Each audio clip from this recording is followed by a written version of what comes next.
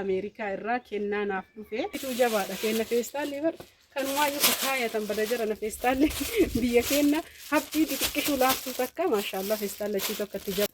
Waaw adaa kennaan nama gammachiifti kanaaf dheengadda zulaa maashoo boottee jette anillee boo bira buman na baase.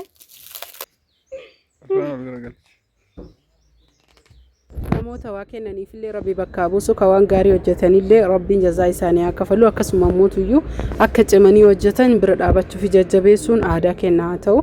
Assalaamu alaykum wa rahmatullahi wa barakaatu. Ashama harkafuun hordoftoota fi kabajamtoota amantiif kutaan osoo waliin qoodiin baga jiraattanii meeshaan hanaanii Ameerikaa deemaa jira. Galgala sa'aatiin kun jechuudha hordoftoota fi kabajamtoota kiyya waan baay'ee dadhabbii baay'een viidiyoo kana isinii waraabe akka jaalattanii subscribe gootan akkasuma immoo like gootan abdiin qaba. Maaliif jennaan ini bilbila ibsinee baatirii ibsinee wantoota hedduu ibsinee viidiyoo kana akka isinii mul'atu gochuuf ifaajee baay'ee godhe. Akkuma asitti argaa jirtan kana oduu haarayaa fi babbareedaa qabadhe isinii dhufee jira. Kuni calleen jechuudha kani siinqeeti. Siinqeetti maramaa dhayamee qophaa'ee haala kanaan itti maramee beeytanii itti maramee irratti marfee ijistiraatiin hodhama. Ogeeyyiin hin beekanii sani as keessa kaa'ee booddee ammoo eessa akka kaa'u walumaan kan arginuu fi akkasuma immoo nam sadii moo afurtu na bira jira kawaanaa ibsu. Asitti ammoo akkuma argaa jirtanii kaameraa yeroo na waraabanii kolfaa taphataa jirree waan na waraabaniif jecha qajeelee naa hin mul'anne. Xuunxoodha. Xuunxoo xiqqoo qoraasee ka'ee akkasuma immoo tuyyuu ejersa xuunxoo keessa guuruu fi barbaada. Maaliif jennaan namni biyya namaa jechuudha Ameerikaallee jiraatanii ejersa isaan barbaachisa. As keessa kaa'ee haala kanaan akka jalaa calleen isii hin xuroofnetti qoraasuu barbaada. Kana hunda viidiyoon dheeraadha garuu gabaabaa isiniif fakkaachuu danda'a. Walawalaa jira yookiin masaa jira. Sababbiin isaa jechuudha inture meeshaan kun gara baatii 8 na bira ture isa qofaa miti meeshaa hedduu qabdi. Akkasuma immoo hanaanii yeroo jechuudha meeshaa kana fudhattu kennaa naaf kennite giiftiidha. Walumaan hanga dhumarratti ka viidiyoo kana laalluu fi ammootuyyuu jalqaba meeshaa isii kenninee kaane kennaan sun waan booda dhufeef jecha kennicha isa waliin laalla.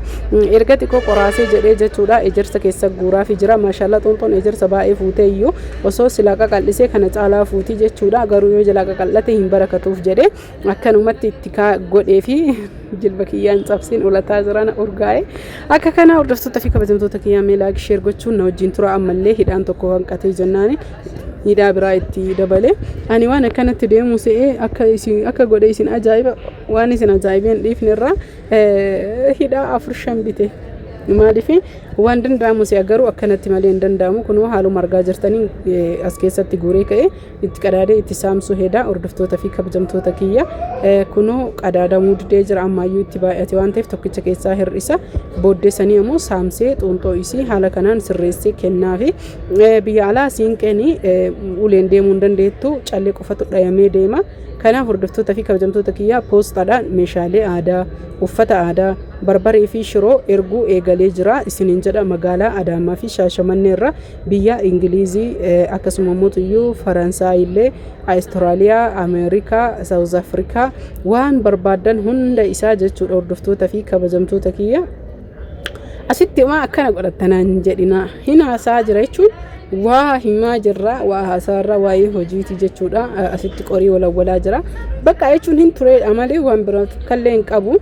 Dhiyoota baay'ee na bira ture as keessa akkuma argaa jirtan fal'aana akkasuma mootuyyuu siinqee callee siinqee kadhayame booddeessanii ammoo qorii tiyyatti saamsa akkana fakkaatti qoriinis baatii 8 na bira teette guyyaa takkallee dhadhaa keessa xaragee hin beeku.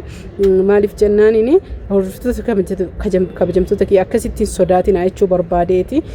Isiin bitilleetti naa godhi jettee in ajaayaa naan jedhanii maaliif jennaan hafuura dhaya waan ta'eef ittiin godhinii itti nyaachuu qaban amma baasaa qulqulleessaa sukaayii fi bishaan anniqa haala saniin itti baasaa akkasii mufti malee dhadhaa qofatti godhanii fi miti naan jedhanii haala kana waan ta'eef jecha in sodaatina waa takkallee hin taane maashaallah kunoo qoriin isii akkana jirti hedduu namatti tolti. Meeshaan isii hundi ka argaa jirtan kana amma hidhuu heda jechuudha. Kun ammoo boraatiidha. Qarshiin gaaf sanitti 9,000 moo 9,500 dalan kun 9,000 na fakkaate baay'ee rakasa ture. Akkana fakkaata ka subhaanallah amma mootuyyuu haala kanaan gatiin dabalee jira. Rabbiin nu haala fisu nu dandeessisu kun xuunxoodha. Xuunxicha ammootuyyuu haaluma argaa jirtan kanaan xuunxoo gubbarratti calleetu jira diraan callee isiillee itti godhe hunda isaa deebisaa fira rabbiin nagaan isii biraa geessu.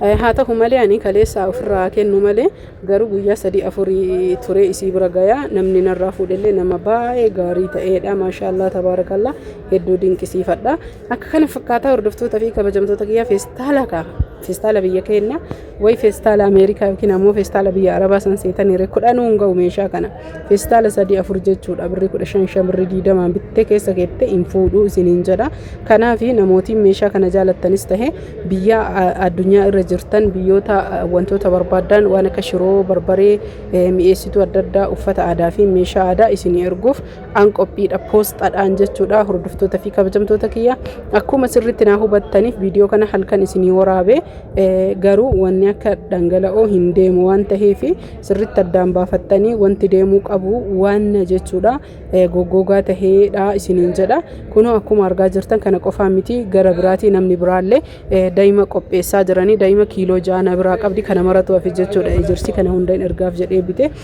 akka gabaa manaa dhaaban gabaan hin bittu jettee miree Oromoo amma kaa bakka ta'an yeroo dheeraan fayyadama maal gochuu danda'a garuu qarshiin biteen ka isii waan hin ta'iniif rakkoo tokkoon qabu kiyya waan ta'eef hin fayyadama ka isii illee yoo ta'e ammoo tuyyuu rakkoo tokkoon qabu erga bitamee hafee jedhee maal gochuu danda'a riwaaqo ejirsa gurguraa yookiin birrima kafalaa fi akka kana asitti ammoo tuyyuu maal jedhaa jira isiniif fakkaatee daa'imni kiiloo mazzanuu fi yookiin ammoo tuyyuu mazzanaa jiranii achitti akkuma argaa jirtan kanatti daa'imni kuni ji'a 8 ture maashaallah tabaarakallah akka argaa jirtan kanaan jechuudha yoo nu gaffuunu namootiin daa'ima na bira tursiiftanii fudhattan hin beeytan hundi keessanuyyuu dhagaa kana fakkaata dhagaa kana ergasii maankaa fi haxumaan cilfaa jechuudha maankaan hin danda'u cilfaa haxumaan akkasitti wal fudhachiifnee jennaaniin kireema kana ta'ee maashaallah tabaarakallah akka namatti toluu fi akka mi'aawuuf maal heessanii ilaalaa isiniin ja'a akka kana hordoftoota fi kabajamtoota kiyyaa isin jaaladha isin kabaja kunooti as keessatti illee hafee jira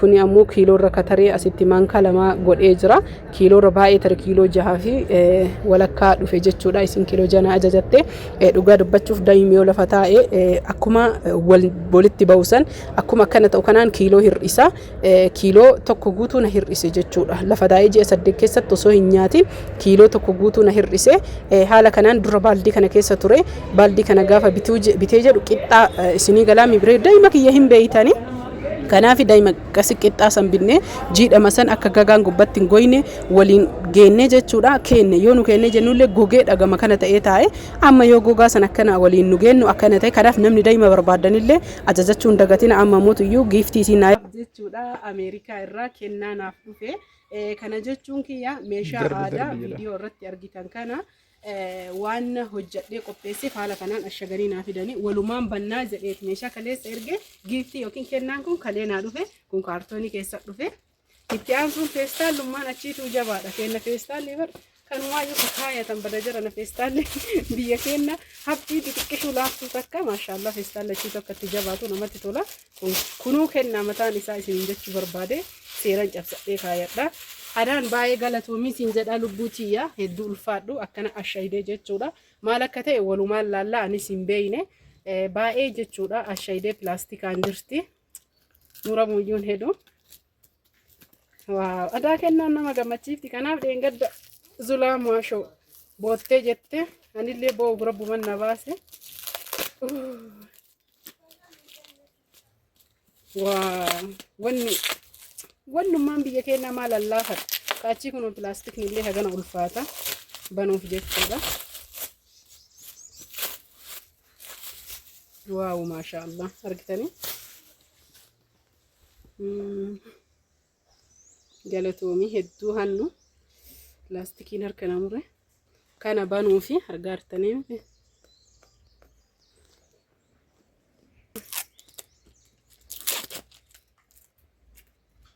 abana mure